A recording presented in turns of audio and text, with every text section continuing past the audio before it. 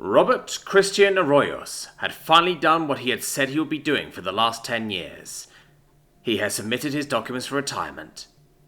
After receiving his award from the Galactic Alliance, he felt that he had set precedent for future combat medics the galaxy over.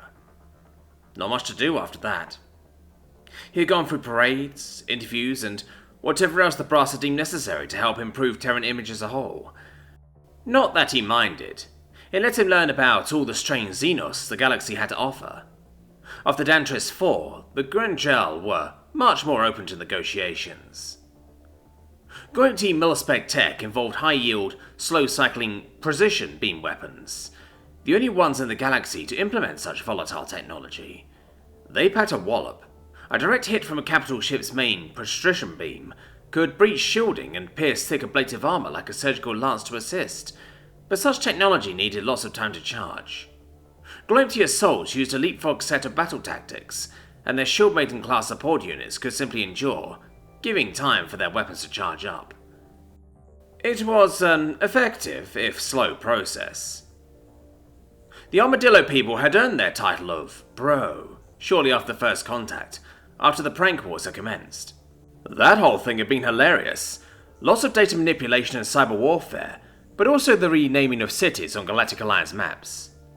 The biggest win the Gloaty had was renaming the name, as well as changing the IFF codes of a brand new capital ship to Terran Republic Space Force Horny. The Terran response had been quick and decisive, a true hold my beer and challenge accepted moment. Terran showed the Gloaty the meaning of the word, and with so much activity going on, Gloaty production had quite the noticeable slowdown, almost sending them into a recession. There was quite the sizable Terran population, and many mixed families on Gloat because of such spite made in good fun. He had even been part of such a military strike. Fun times, that. The flagship still retained the name and was quite decorated, almost having led the assault on Dangtrix IV, but the Gloaty had simply requested, "Let us borrow some crazy Terrans." The Terran Republic answered, and let them borrow nearly 10,000 ODSTs. The Terran Republic did not have much crazier than that. That was good times, too. He saved a bunch of people, Xenos as well. Now he was utterly perplexed as to why he was being summoned back to a Brass's office, though it was always possible that they would try to dissuade him from retiring, and have him enlist for another 5 years or stay on with a promotion. He had always turned those down, wanting to be on the field where his talents could be put to real use. Opening the door, he saw, as he expected, his commanding officer, and another he didn't recognize, a human woman in a suit. Great. Suits. Nothing ever good came from being in a room with one of those. "Robert," his exo began, "there's some things Mrs. Chavez and I need to talk to you about." "If this is about my retirement, I've jumped through all of your hoops, and there's no legal reason for either of you to be here because of that," Robert said, crossing his arms, not even bothering to sit in the plastic chair.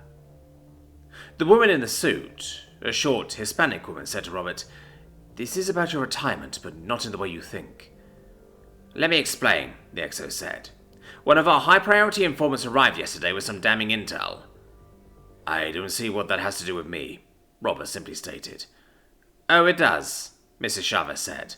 "The planet this information came from is Waplu. We know you have a niece there. She's also involved." Now Robert Christian Arroyos gave his full attention.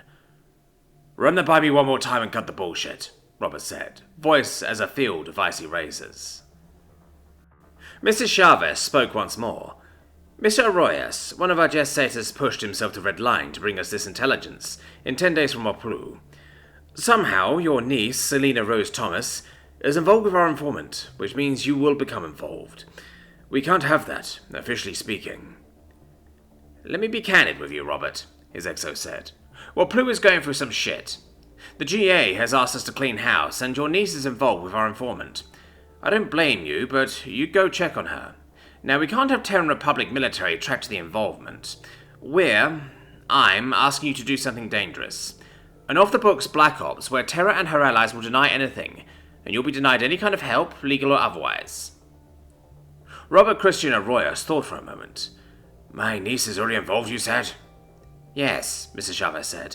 "An attempt on her life has already been made." "I'll do it. Whatever it is, I'll do it," Robert said without hesitation. I thought you'd say that, Mrs. Chavez said. Your request for retirement has been expedited and approved. You've been given land somewhere of your choice, but it won't be available to till until later. Your official story is that you're a mercenary until your vineyard is complete.